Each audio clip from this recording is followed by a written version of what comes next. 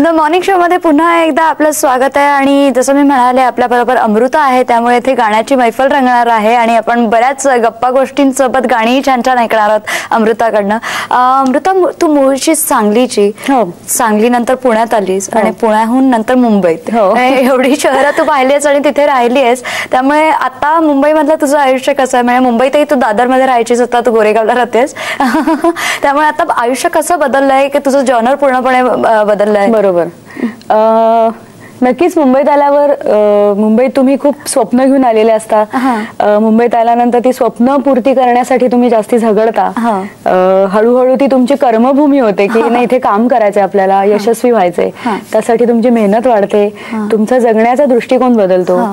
आणि मला वाटतं मुंबईत जे स्पिरिट आहे ना एक सगळ्यांचं, ते वाखाणण्याजोगं. आणि इथे आल्यावरती मला वाटते सगळेजण आपापली फ्रस्ट्रेशन, डिप्रेशन विसरून जातात, कारण इथे सगळेजणच त्यांच्या त्यांच्या लेव्हलला स्ट्रगल करतायत. सगळ्यांना आपापल्या लेव्हलला काहीतरी बनायचे, सगळ्यांची स्वप्न आहेत. त्यामुळे मला मुंबई खूप आवडते.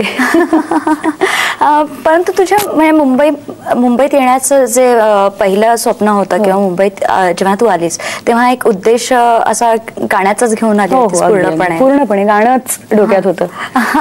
अच्छा. आणि तू हिंदी सारेगामामध्ये सर्वात आधी लोकांच्या मनात बसलीस, म्हणजे त्यामध्ये सगळ्यांनी तुला पाहिलं छान छान गाणी गाताना वगैरे. तर त्याच्या काही आठवणी आहेत? कारण बरीच वर्ष झाली त्याला आता. खरंय, हा म्हणजे खूप इतिहास झालेला आता. पण आठवणी म्हणशील तर अर्थातच फर्स्ट ऑफ म्हणजे खूप छान आठवणी त्या सोनू निगमच्या.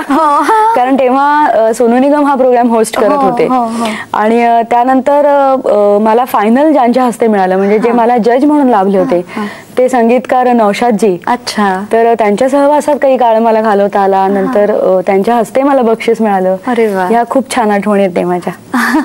आणि त्या रियालिटी शो मधून काही शिकायला मिळालं असेल. मग तू मराठीच्या सारेगामामध्ये पण सुद्धा दिसली. तर या सगळ्या म्हणजे तोपर्यंत एवढ्या वर्षांमध्ये काही बदल झाला होता का सारेगामामध्ये किंवा रियालिटी शोज मध्ये? नक्कीच.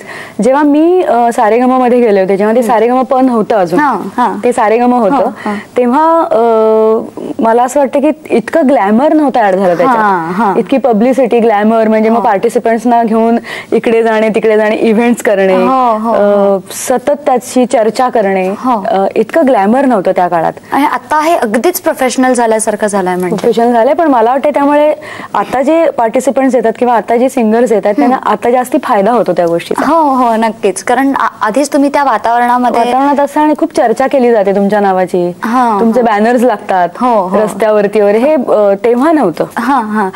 पण तू खरंच अतिशय डाऊन टू अर्थ आहेस किंवा अतिशय साधी म्हणजे तुझी राहणी वगैरे. पण हा सेलिब्रिटी स्टेटस जे असतं ते एन्जॉय करायला कसं वाटतं?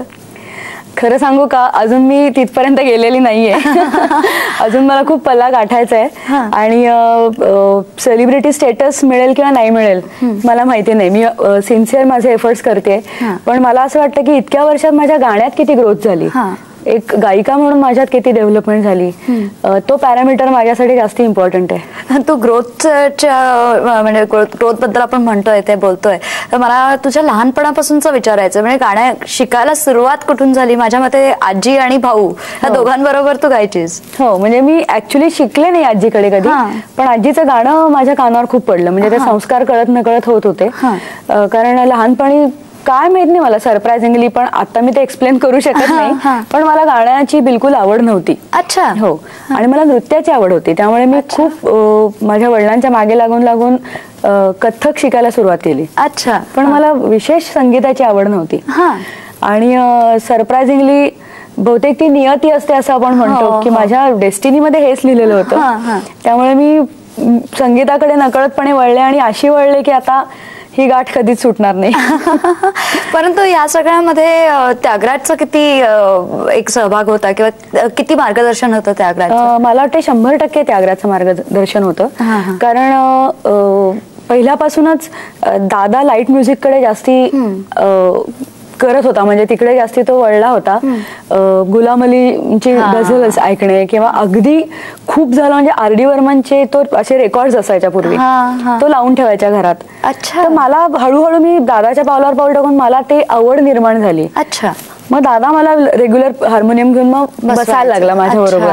त्यामुळे मला सुरांची आवड निर्माण होणे किंवा हे गाणं ऐक ते गाणं ऐक ही माझी जी ग्रोथ झाली ती दादामुळेच. अरे वा, निश्चित. आम्ही म्हणजे स्क्रीनवर पाहतो तुम्ही तुमच्या दोघांमधलं जे बॉन्डिंग आहे ते खरंच वाखाणण्याचं किंवा पाहण्यासारखं आहे.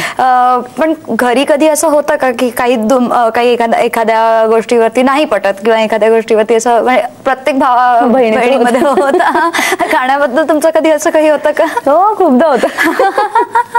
कशावरून म्हणजे नेमकं? खूपदा होतं की मग ते हे गाणं तू कशाला म्हणलंस किंवा मग ते हे गाणं अजून चांगलं व्हायला होतं. स्पेशली जेव्हा मी त्याच एखादं काम करायला स्टुडिओत जाते. अच्छा. जिथं तो संगीतकार म्हणून बसलेला असतो. मग ते चित्रपटाचं गाणं असेल किंवा माझ्या आता अल्बम मध्ये पण त्याची एक चाल आहे.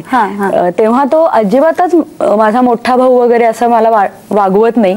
अत्यंत इनडिफरंटली वागवतो मला. तिथे तो स्ट्रिक्ट प्रोफेशनल. अगदी अगदी. आणि मग बोलतो सुद्धा चार लोकात की काय आहे वगैरे वगैरे सगळं करतो तो. अच्छा. पण तो आता ऐकत असेल तर नक्कीच त्याला कोणील त्याचा.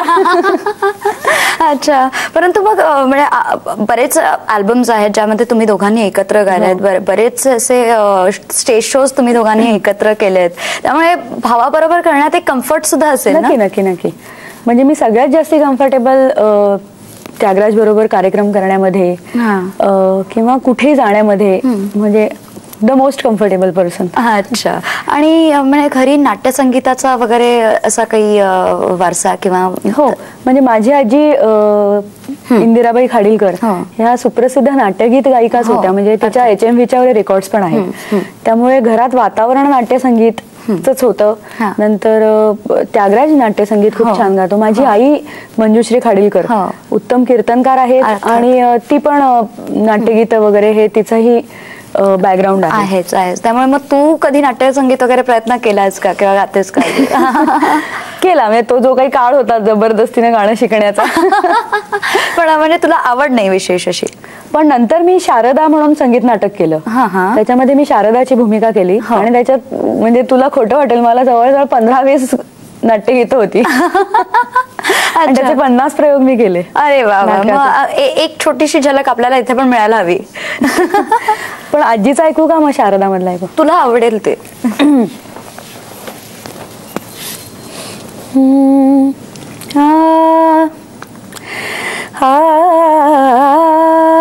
एकला एकला नयनाला विषय तो झाला. एकला नयनाला विषय तो झाला. एकला एकला